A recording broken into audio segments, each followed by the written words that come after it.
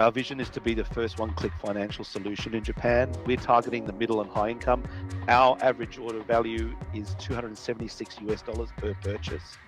There's some key words there: one-click digital payment and financial solution at point of purchase. Where we think things are a little bit broken in Japan is at the point of purchase. The UX takes so long. It's just painful. If you go to a new merchant, filling in all your credit card details, your name, your address, it takes longer than the shopping. That was the key insight that we had. See a massive change of trajectory in Japan with everything in the ecosystem. I just see things about to take off. And I think that there is a lot more effort by the banks to get things right. There's a lot more effort for the regulators to get things right. I can just see a mind shift throughout the whole system of it's time now. It's time we do it. I sense it in the market. You have just heard from Sam Ahmed, co-founder and CEO of Smartpay, the first all-in-one payment experience and interest-free buy now pay later solution built to solve Japanese consumer payment issues and improve merchant conversion rates. Sam is recognized as one of Asia-Pacific premier digital economy leaders and investors, and has been on 4 Asia-Pacific executive leadership teams for $20 billion businesses before founding Smartpay. So let us dive right in. Again, thanks, Sam, for taking the time for the community, and very happy to have you here. Please take it away. I don't profess to say we have all the answers, but I will say that we're trying, and we're very much trying to improve the UX of digital consumer finance in Japan. We're really passionate about changing one thing. We think finance in Japan is very complex. We think it's confusing. We think it takes too much time and it causes stress. The financial sector should actually make consumers feel good. We've seen markets around the world where they have achieved that. We believe Japan is the key market in the world where this can happen. And I'll talk a little bit about that. But it all starts from a passion of simplifying finance and simplifying a checkout, which is the most scariest part. A little bit about me. Before I joined MasterCard, my career was with Starbucks. I ran Starbucks Asia Pacific, and very lucky to launch a very important product for Starbucks across Asia Pacific. Actually, I know it sounds like marketing, but I launched the biggest loyalty card in the world at that time, which is Starbucks loyalty card. Starbucks is very successful in Japan, very successful in Asia Pacific. I was head of digital, and I was obviously part of the team that launched that. And Starbucks loyalty card really broke a lot of boundaries. This is back in 2010. We were launching really new technology. And this was when Apple phones were even defining what they were going to go with in terms of NFC or Bluetooth. This is when that sort of mobile payment sector was just doing its thing. The loyalty card was really driving that because our loyalty card was on app and in-app. And so it needed all that technology at the point of sale. It needed integration with systems. It needed integration with payments and cards and processes. And so it was a great place to start. I realized that payments wasn't about just technology. It was about ecosystems. That's really grabbed my attention. I then joined MasterCard, and then MasterCard was the company I found with the second biggest ecosystem after Visa. I loved connecting the merchants to the issuers, to the consumers and processors and acquirers, and learning even deeper about that. From there, I went to Standard Chartered Bank, where I learned banking, and I was head of digital for retail and wealth. I realized that banks don't make money from payments. Actually, they want wealth and insurance and mortgages and everything, and payments is just like a real hassle. Then the tech companies came along, and the banks realized we need payments. People were like, no, you don't. It's not profitable. And they're like, no, we need payments. It's the data. We don't have any data. We're losing the data. And they're losing the relevancy and the daily relationships. So payments then suddenly became important. But it was too late because legacy systems are really hard to change in banks. 4 years, billions of dollars. That's where you saw the fintechs and the payment tech companies really boom. And the only reason they boom was 2 reasons, is that I think they're really good at marketing. They're really good at understanding consumer mindset UX and positioning. People like Afterpay and Klarna and Affirm, I don't think they would have existed if there wasn't legacy system issues at the banks. So they came up and they really changed the way people saw how consumer credit and payment could happen. That's when I joined Peter Yan, who was ex-Paydi in Japan. I was running Facebook payments. I was building all the platforms, so WhatsApp, Instagram, Facebook Marketplace, enabling merchants to buy advertising, number one. Number two, allowing them to sell products in-app so they didn't have to go outside. And then thirdly, building very new technology like WhatsApp P, WhatsApp catalog for businesses, Instagram, which are now rolling out. I did a lot of work in Japan, right? So I used Stripe in Japan to build those platforms. Japan's actually nearly the biggest Instagram market in the world now. It really was an important market. Spent a lot of time there. Spent a lot of time in Japan with Starbucks, MasterCard, and Facebook. That was over 15 years. Then really fell in love with the country, fell in love with the opportunity, fell in love with the culture, as we all do.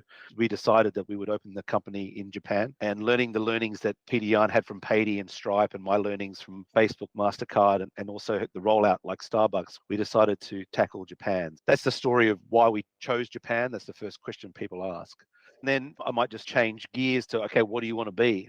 Our vision is to be the first one-click financial solution in Japan. We want to target the higher middle-income user in Japan. So we're different than Payday. For those that know Payday in Japan, Payday is a very successful company bought by PayPal for around $3 billion about a year ago. They target sort of the younger crew, the crew that don't have credit cards, the 19, 25-year-olds, that discretionary spend. And with Payday, you have to go to the convenience store to make the payment. What we're doing is a little bit different. We're targeting the middle and high income. Our average order value is $276 per purchase. It's 3 times higher than Payday. Our average age is 34. So it's a lot higher than Payday. I'll talk to you how we did that, but we're targeting that sort of next level up. They do need different products, they do different brands, and they do need different experiences. We purposely built different so that we could say to merchants, you can have Payday and Smartpay and they coexist. We believe that's the case. There's some key words there: one-click digital payment and financial solution at point of purchase. Where we think things are a little bit broken in Japan is at the point of purchase. The UX takes so long. It's just painful. If you go to a new merchant, filling in all your credit card details, your name, your address, it takes longer than the shopping. That was the key insight that we had. The other key insight in Japan we had was I get very nervous giving people my name, my email, my phone number, my bank card, and my address. I wouldn't give someone that on my third date, let alone a merchant I don't know. There is this underlying fear. And then also we're getting a lot of credit card fraud and stolen information in the news. The consumers were seeing that. So that was driving a lot of sales for Rakuten and Alibaba and those places. But for the small merchant in Japan, they're like, why am I getting all these customers on my site? But then they're leaving at the cart. And then there's this realization it is the UX of the checkout. It's not my products. People are scared to give all that information. The last thing I'll say is in Japan, and those that know Japan, is the Japanese consumer, even though they are one of the wealthiest and highest savings rate, they work on a monthly budget. And often the lady of the house will come and have an amount of cash that they can spend per month, and then they will divvy it up. And it's a very much the monthly budget household. And we see that in other countries around the world with similar cultures.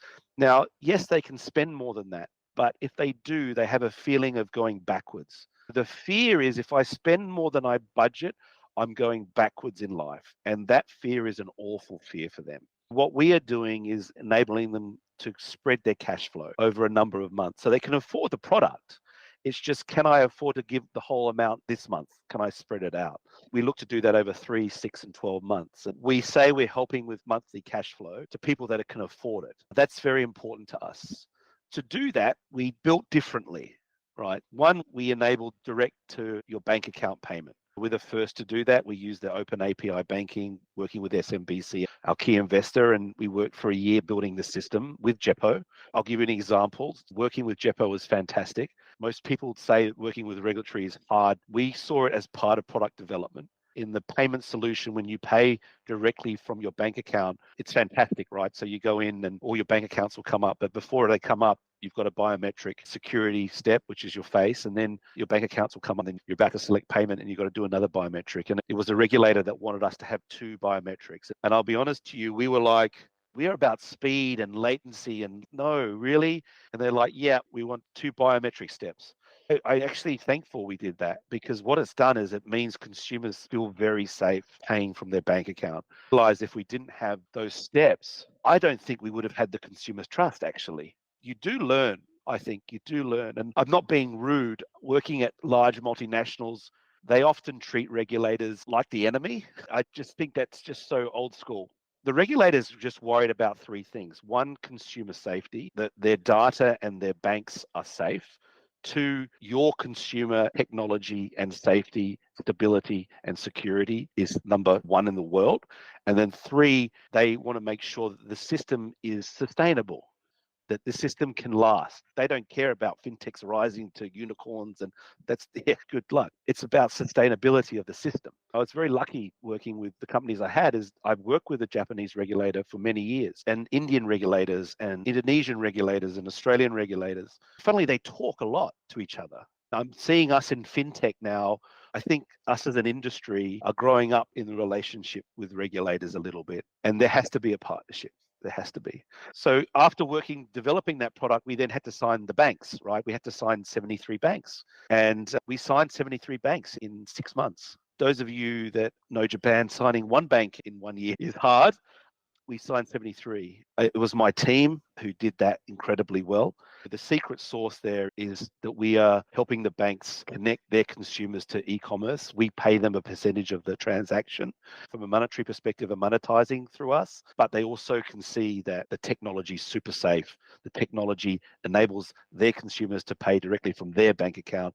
They make money, the consumer's happy, and the ecosystem's working. That's what I said at the start, is I think we're all in an ecosystem here. Then we have dual acquiring with Adyen and Stripe, and that we're really proud that we both have Adyen and Stripe. They're incredible companies. To have both is really good. That means our authorization rates are really high. We learn a lot from Adyen and Stripe around fraud and risk as well, which in e-commerce now is really incredibly important.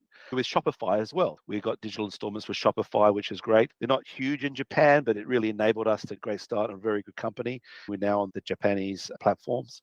We have a credit card product and a direct-to-bank product so that these consumers can choose. There's some products that consumers in Japan want to use their credit card for points, so we need to enable that to happen as well. That's really the overview. SMBC is our key investor. They're more than an investor. They are a partner. They have taught us a lot around merchant acquisition. They've taught us a lot around moving with the regulator. They've taught us a lot around, which again, I'm sorry if I'm referring to people that know this, but the way you move in Japan has to be very thoughtful. You can't be a startup in Japan. I know that sounds weird. You can't be in a garage and try things and make a mistake and say sorry later. I just don't think that's going to work. You have to change that mindset, which is this has to be 100%. I'm not sure that's a bad thing.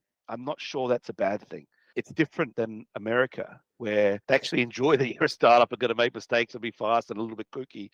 There's just no way that risk profile is going to work in finance in Japan. We really take those steps very thoughtfully. We spend a year building, and I would say our counterparts overseas would see that as crazy. That's just crazy. But we could not launch until it is 100% work. So that's the overview of the company. The key for us is here on the value side, we focus on that speed, stability, and security.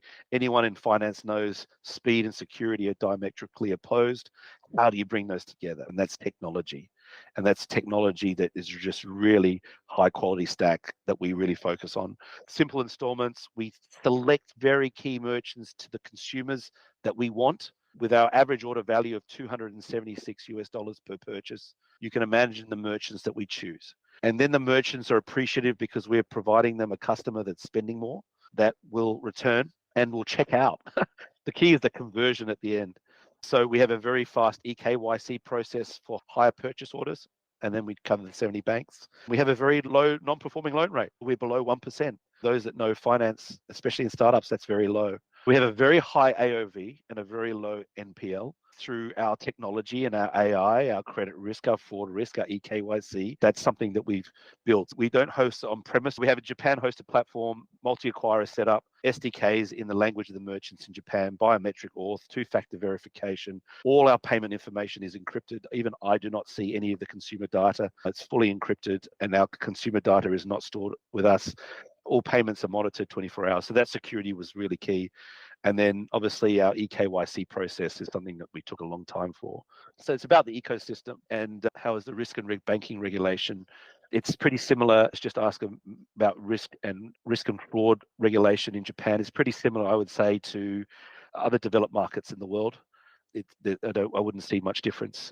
So this is the ecosystem. SMBC is our key partner. We have the 73 banks. Then we have the relationship with the regulator. And relationship with a regulator is like marriage. I'm still scared of my wife, just to be honest. It's still, you're never perfect, right? But it's a relationship. And so there's still anxiety, but they know that we want to work with them. We really want, and we've got the best intentions, right? But we want to move fast. That's where the dichotomy is. Then we have Adyen, Stripe, Visa, Shopify, and the Japanese partners. What we focus on is that tech stack and the risk management in the center of it is the best we possibly can build in Japan. We overinvested for the first year to the scariness of our investors. And Japan's expensive, right? If you've got overseas investors and they're seeing the cost, that's where you really do, I think, have to overinvest is the quality in that first year. Then the second thing is I make sure everyone makes money. And I'm really, obviously, very key. The merchant makes money. I charge them money. If they don't make money, I don't make money. They like that. And if I don't grow their AOV and I don't grow their conversions and I don't grow their repeat rates, they drop me. If I don't make the consumer feel safe, easy UX, can pay directly from my bank account and trusted, they're not going to use me. The banks aren't making money and Stripe and Adyen aren't making, they're not. So we really focused on, in our unit economics, how does everyone make money and for us to make money at the same time. That's where we're a little bit different as well. Is I feel that in Japan, different than I would say working in America, is we spend a lot of time making sure the other partners were making money from this from the start. We're really clear on that in Japan. Everyone understands what they're going to get out of it. I think it meant we moved faster than we would have, but it's still slower than overseas. We just have to go at that pace. I'll stop there, and I hope that's a good overview. Thank you very much, Sam. I had one question on the relationship with the banks. So signing up 70 banks, from the integration perspective, is Japo just an organization or does it provide a middle layer? So you have one connectivity and you go to 70 banks, or does it mean you also had to build 70 times the connectivity, the API connectivity for the direct debit to the individual banks? I would say probably 70%, not 100%. We have to spend a lot of time with the APIs and the integration. Yeah, it's not easy. Open banking is one of the things where Japan was very early with the regulation, but it was not really forced. And what they left open in the regulation was the question that you addressed so perfectly, is like, who actually pays for the connectivity? When it kicked off, it didn't really move fast, except for maybe, let's say, the big guns, Money Forward and Money Tree, who had quite a few connections, but everybody else seemed to struggle. It went to the point that, I don't know if it was the FSA or the Bank of Japan, one of them got very worried about the progress. And then over a 6-month period, there came 2 reports basically taking a snapshot of the banks providing the API, right? Contracts have they signed with people using the APIs, and then the payments provider, how many banks have they signed up? That was pre-pandemic. So let's say these reports came out 2019 or so. Since then, this whole open banking space has been pretty opaque for me, I must say. It's very hard to keep track. But the fact that you're saying took you 6 months for 73 banks, it seems like much healthier than I probably would have expected at this point. I would say that I was very lucky with my team. I had a very experienced team that knew how to work with the Japanese banks and knew exactly what we needed to do. In the last 7 months, I see a massive change of trajectory in Japan with everything in the ecosystem. I just see things about to take off. And I think that there is a lot more effort by the banks to get things right. There's a lot more effort for the regulators to get things right. I can just see a mind shift throughout the whole system of it's time now. It's time we do it. I sense it in the market. Christopher, you had a question. Thanks, Sam, for joining us today. I love that, Sam, that you're talking about ecosystem, because I think a lot of the leading fintech players, not only in Japan, but also, of course, in Asia, in the US, Australia, are leading with that kind of ecosystem mindset. I'm curious, with your experience of tying up with a key FI like SMBC and their venture capital arm, as well as tied into an additional question, how do you see the balance between working closely with partners to build an ecosystem versus competition? I'm curious to what extent SMBC as a good partner was critical to Smartpay being successful, and do you find yourself having to trade off the innovation versus working with the needs of your key partners? Because Japan, as we all know, can be a very different market in that regard. When I was at Facebook, Facebook is very good at knowing that you have to work within an ecosystem, and if everyone makes money and does well, they'll be there, but it could change next year, but that's fine. It's more about momentum. It's more about let's move. The danger is if you worry about people competing against you, you don't move. Then you don't create the partnership, and then you don't create the value.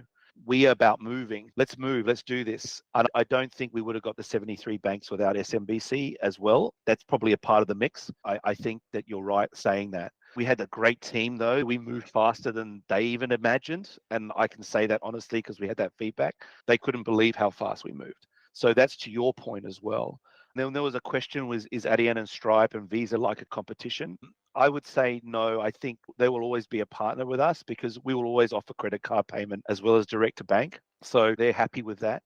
In Japan, I am surprised that PayPal bought Paydi. That was a very interesting move. And all they're doing is plug it into their system, right? It turns out to be a clever move. I don't think you know the future. It's about a moving puzzle that will always change and you have to adapt to the puzzle versus guessing. We just want to move. That's the approach we take. It could be naive.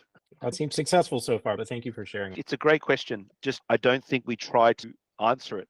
Organization like SMBC is obviously huge, and so it's almost unavoidable that there are areas where you compete. But specifically, I must say, and it again plays to what you said, that we're maybe on the cusp of a major change because SMBC and Visa came out in March with their Olive card, which is the first deployment of that product by Visa globally. It's a combined debit and credit card, and you can on the app change what it is and how you pay. From that perspective, it is certainly one of the best products in the market, and they've been slowly ramping that up. So you can arguably say that would be like on the debit side, a directly competitive product. But then again, there's 120 million people and not everybody's going to use Olive and not everybody's going to use Smartpay. And some people are going to use both. Yep. That's the landscape. SMBC has been really good in identifying the key people that will partner with us from different parts within their bank to enable us to move and know where to go through that huge organization. We've got 3 people that we partner with that really are incredible. They help us navigate that. And I don't think that would have happened 4 years ago. That's a change. I'm seeing a lot of change in the market. Sam, is that something you advocated for as you started partnering with SMBC or looking with them, or is that something that they recognized internally and offered to you? Yeah, it's what they recognized internally. I felt like they'd gone through a learning. It felt like they'd learned that actually these little ants get lost very quickly. And we're tiny, so we're scared to ask, right? Who do you ask in these massive organizations? Right. And they've been fantastic at pinpointing the key people. I'm surprised still how much personal relationships is very important in tech companies as well. It's still very much a personal relationship model. We have to consider that in how we organize ourselves, how we sell. And we've had to really make sure that we enable enough time for personal relationships to develop before asking for something. That probably goes back to the point I made earlier. I do have overseas investors, and the first 2 years had to spend a lot of time explaining differences. It can sound like a broken record and you can sound very petty, but in Japan it's like this. But it is different and it needs to be explained. Obviously, I've invested my time and my own personal money. I think it's the best market to invest in right now globally. It's a very exciting market, but you have to do it their way. It's a big learning. How do you handle payment failures, payment switch?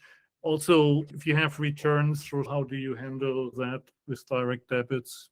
We do it all internally. We manage all chargebacks and we manage all payment failures. We manage that all internally ourselves. So we don't outsource any of that. Say from our technology perspective and our payment backend, especially our backend, we spend a lot of time building for that. That's a big part of our investment area to make sure that the customer service for the merchant and the consumer, if there is a chargeback, if there's a refund.